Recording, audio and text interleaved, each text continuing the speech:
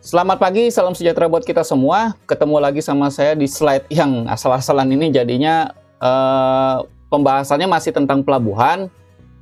Dan pada kesempatan kali ini, saya ingin melanjutkan tentang deformasi gelombang. Di mana pada video sebelumnya kita sudah membahas tentang efek pendangkalan, refraksi, dan gelombang pecah.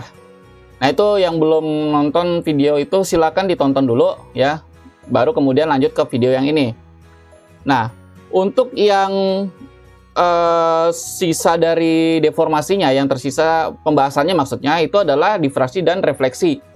Di mana kedua deformasi ini itu kaitannya dengan interaksi bangunan pantai. Jadi kalau kita bayangkan bahwasanya pelabuhan itu tentunya sudah di awal-awal perkuliahan sudah dijelaskan bangunan pantai yang ada di pelabuhan itu umumnya breakwater ya. Nah, tinggi gelombang yang terjadi setelah interaksi dengan breakwater tersebut itu terkait dengan pembahasan difraksi dan refleksi ini ya. Gak usah lama-lama, langsung kita bahas aja ya. Oke.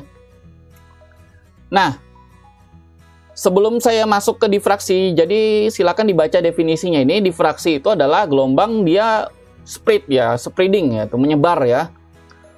Gelombang itu menyebar setelah berinteraksi dengan bangunan pantai atau coastal structure ya. Menyebarnya itu ya setelah menghantam ya, setelah berinteraksi. Dan itu di belakang bangunan pantainya itu sendiri. Ya. Nah, koefisien difraksi atau yang ini ya. KD ya. Jadi kalau kemarin KS koefisien Soling, KR koefisien refraksi. Sekarang KD, yaitu koefisien difraksi ya. Diestimasi dalam bentuk ini. HD dibagi dengan HI ya. HD dibagi dengan HI. Di mana HI-nya itu adalah tinggi gelombang pada kedalaman tertentu. Tinggi gelombang pada kedalaman tertentu. Jadi kalau misalkan saya punya batimetri gitu seperti ini. Kedalaman A, B, kemudian C. Kemudian di sini ada breakwater-nya karena mau ada pelabuhan itu ya. Nah, HI-nya itu adalah kondisi di kedalaman A ini ya. Dalam A, bukan di kalau yang kemarin itu kan patokannya laut dalam ya. Sekarang udah di posisi ini. Tempat gelombang tersebut atau kedalaman gelombang tersebut berinteraksi dengan bangunan pantainya. Dan HD ini adalah tinggi gelombang setelah mengalami difraksi. Oke. Nah, difraksi gelombang itu ada dua kondisi yang bisa diperhitungkan. Pertama, difraksi gelombang setelah melewati ujung pemecah gelombang tunggal. Jadi pemecah gelombang itu satu aja. Seperti ini. Pemecah gelombangnya satu aja seperti yang ini. Tapi ada juga difraksi setelah dia melewati celah sempit di antara dua pemecah gelombang. Jadi kondisi yang seperti ini. Nah, ya. Jadi difraksinya itu antara pemecah gelombang cuma satu atau dia pemecah gelombang cuma katakan garis pantai. Pemecah gelombang cuma satu seperti ini atau dia ada dua pemecah gelombang. Ini SA lagi. Nah, seperti itu. Itu berbeda ya, tergantung aplikasinya ya yang ada di lapangan nanti itu kira-kira seperti apa. Nah, kita bahas yang pertama dulu ya. Yaitu difraksi gelombang setelah melewati ujung pemecah gelombang tunggal. Seperti ini yang digambarkan nih. Katakanlah di sini adalah ini saya tebelin pakai merah-merah ini adalah breakwater ya. Ini adalah gelombang datang ya. Gelombang datang. Ketika dia menghantam ujung pemecah gelombang ini, nah terjadi perubahan tinggi gelombang di berbagai titik. Di berbagai titik dia berubah tinggi gelombangnya. Katakanlah misalkan saya nyari di sini, di titik A misalkan, atau titik inilah yang titik A ini. Nah, di titik A ini itu ada hal yang bisa kita perhitungkan. Yang pertama itu adalah jarak dari titik A yang kita tinjau ya menuju ke magnitude dari interaksinya. Jadi di ujung pemecah gelombang ini, itu jaraknya itu disebut sebagai R. Nah, ya, R. Dan tentunya kalau sudah seperti itu, tentunya dia akan membentuk sudut beta ya. Akan membentuk sudut beta seperti itu. Nah, akan membentuk sudut beta. Nah, ini kalau misalkan kita pakai koordinat kartesius, ya, saya kasih warna biru saja biar lebih gampang. Kalau kita koordinatkan titik A itu ada X, Y-nya. Ya, katakanlah ini X-nya tergantung dari terminologi mana yang akan dipakai nanti ya. Ini katakanlah X-nya di sini, Y-nya di situ ya. Ada X, ada Y.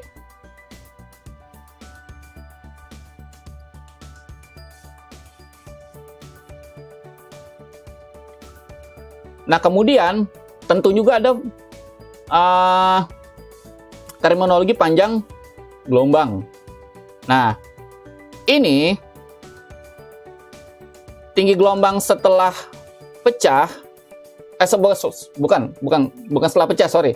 Setelah difraksi, jadi ingat yang gelombang pecah terus ya. Jadi setelah difraksi itu tergantung dari sudut datangnya yang ini. Dia merupakan fungsi dari sudut datang. Kemudian ada ini, sudut setelahnya itu tentunya ada R, ada X, ada Y, ada L ya. Merupakan fungsi seperti itu. Nah, itu sudah digambarkan ya. Sudah digambarkan ini pola puncak gelombang dan hubungannya dengan nilai KD ya. Ini kalau misalkan sudut datangnya itu adalah 90 derajat ya. 90 derajat nih sudut datangnya. Katakanlah saya mau mencari di titik ini. Titik X ini.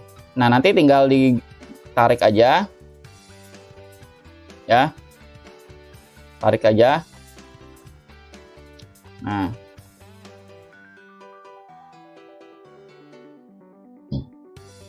Tinggal tarik aja. Nanti tentunya kita dapat nilai, ini kan ada betanya kan ya tadi ya. Nah, dari beta itu kan kita udah dapat nih. Nanti dapat nilai kesananya itu adalah Y gitu ya. Menurut gambar ini ya. Y. Kemudian kita tarik ke atas ini kan dapat X. Nah, masing-masing Y dan X ini nanti dibagi Y dibagi L, X dibagi dengan L atau panjang gelombang ya, panjang gelombang. Nanti kita tinggal plot saja, misalkan Y per L-nya ternyata 2. Atau misalkan 2 gitu ya. 2. X per L-nya juga ternyata 4 gitu. 2 kemudian 4. Nah, setelah diplot, dia misalkan dapat di sini, berarti dia koefisien difraksinya itu adalah kurang lebih 0,2 ya, bisa dilihat di sini ya, 0,2 gitu ya.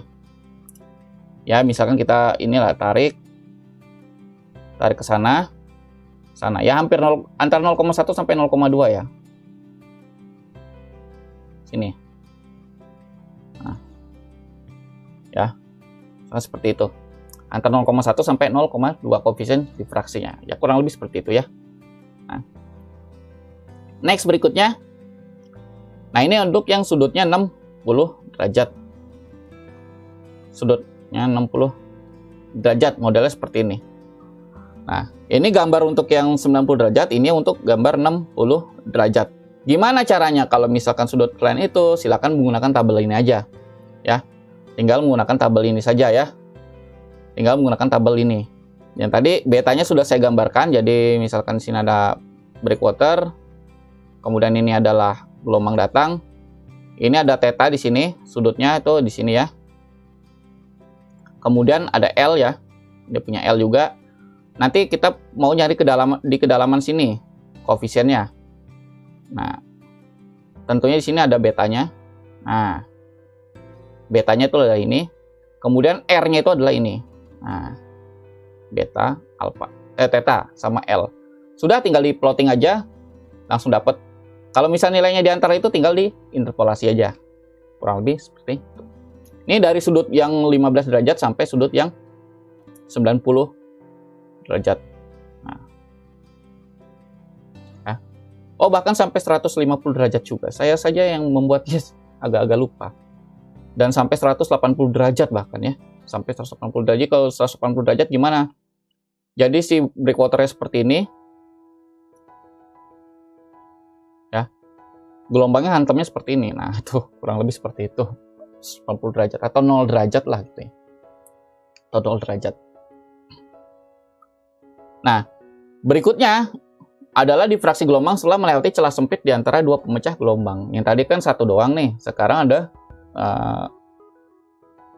antara dua pemecah gelombang di sini. Ini pemecah gelombang 1, pemecah gelombang 2. Ini biasanya yang ada di mau ke kolam pelabuhan biasanya ya, seperti ini. Nah, ada dua pendekatan yang bisa dipertimbangkan dalam analisis difraksi dari pergerakan gelombang melewati celah kecil bangunan pantai ini. Itu pendekatan lebar celah dan kemudian sudut datang gelombang yang masuk ke dalam celah. Ya, saya rasa sih lebih baik menggunakan pendekatan yang kedua ya.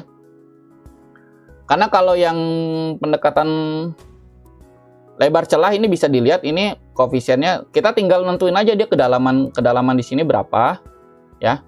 Kedalaman di sini berapa, kemudian kita bisa nentukan Y per B-nya sama X per B-nya.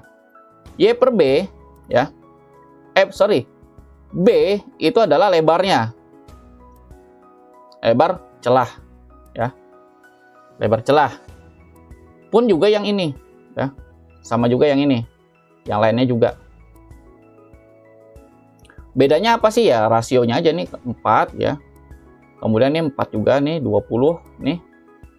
20. Kita gunakan ini aja, gunakan salah satu yang ini saja. Yang sebelah kanan ya, kita gunakan yang ini. Kemudian ini berikutnya juga sama untuk B per L sama dengan 2 ya. Ini untuk B per L. Jadi rasio antara lebar celah per panjang gelombang itu sama dengan 2. Ini yang ini 4. Kalau ini 8. Caranya masih sama juga. Nah, kalau misalkan dari sudut gelombang gimana? Kalau nih yang ini gambarnya ini untuk sudut gelombang 0 ya. Datangnya 0 gitu ya. 0. Sama caranya juga sama ya. Kita tinggal nentuin dulu titiknya di mana posisinya. Misalkan di sini. Kemudian kita tarik R-nya.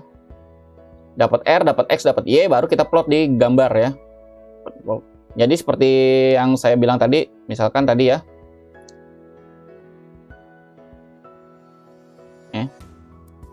Kita cari dulu lokasinya. Di sini ada gelombang datang. Kita cari dulu lokasinya sini.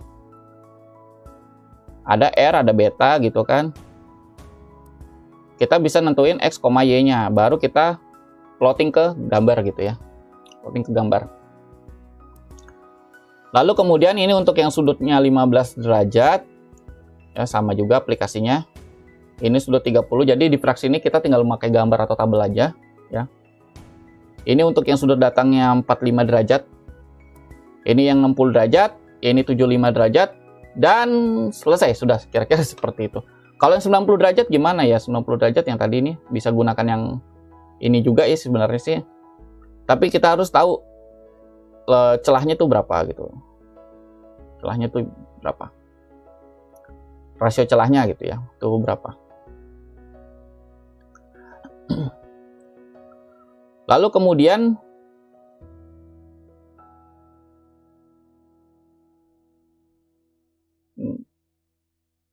nah, ini pendekatan lain itu untuk desain kolam pelabuhan. Ini sebenarnya sudah saya pernah tunjukin waktu di awal perkuliahan, cuma belum saya jelasin. Nah, sekarang saya jelasin ya. Jadi kita mencari HP ya, tinggi gelombang di kolam pelabuhan itu ya. Ini didasarkan dari kondisi-kondisi ini. Jadi ini titik H-nya di tinggi gelombang di sini, di mulut apa namanya? Di mulut pintu masuk pelabuhan itu berapa. Kemudian kalau kita tarik garis gitu ya, ini menunjukkan nilai alfa ya. Kemudian ini dari sini ke sini itu adalah D dan seterusnya ya. Nah, itu bisa menggunakan persamaan ini. Nah, nilai B kecil B besarnya itu langsung aja dilihat. Ini B kecilnya itu adalah lebar celah ya, lebar celah si pemecah ombaknya. Kemudian B besarnya itu adalah tali busurnya nih. Apa namanya? Tali busur atau apa ini namanya? Ya, saya agak-agak lupa gitu terminologi geometrinya itu ya.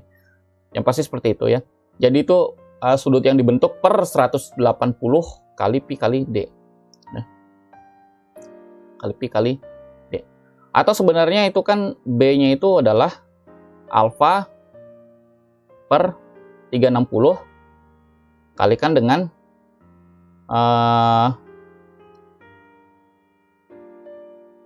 keliling 2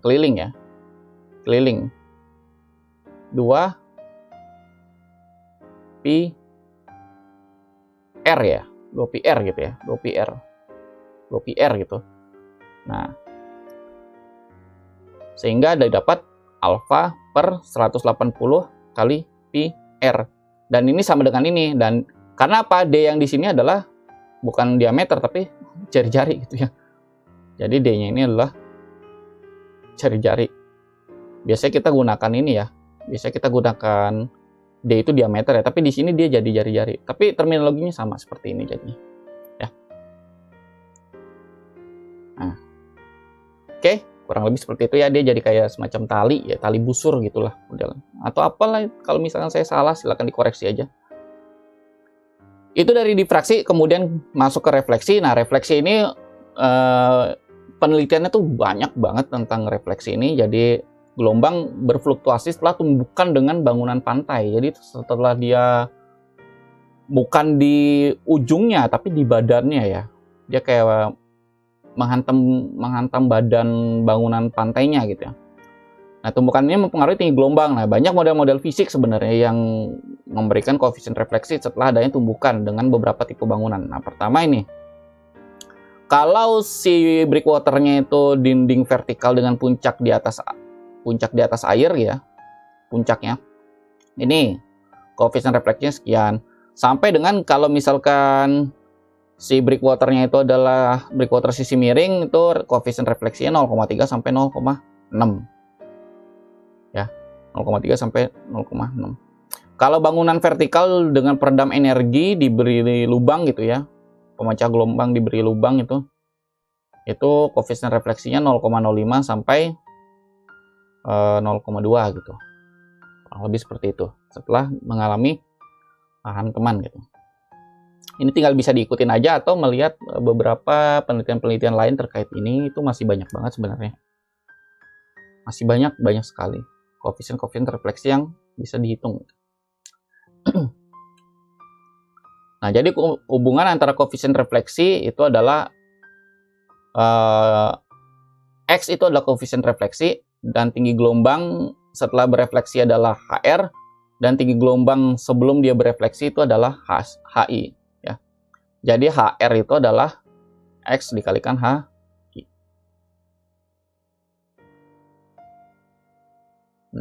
Kurang lebih seperti itu ya.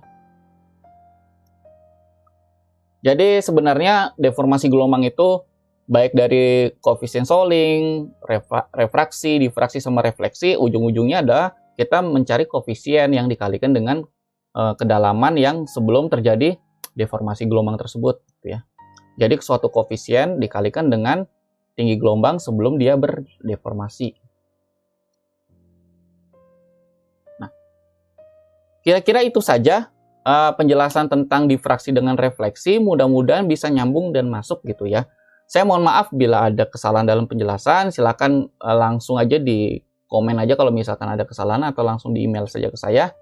Akhir kata saya akan akhiri tentang pembahasan difraksi dan refleksi ini. Berikutnya itu adalah tentang arus dan angkutan sedimen, tapi di video terpisah aja kurang lebihnya, supaya nanti videonya itu bisa satu tema aja lah gitu ya. Oke, sampai di sini video dan penjelasan dari saya. Saya tutup. Selamat pagi. Refleksi. Terima kasih telah menyaksikan video pembelajaran dari saya. Kritik dan saran dan koreksi bisa melalui komen di video atau langsung aja email di halaman berikut. Terima kasih dan sampai jumpa di video-video selanjutnya. Salam.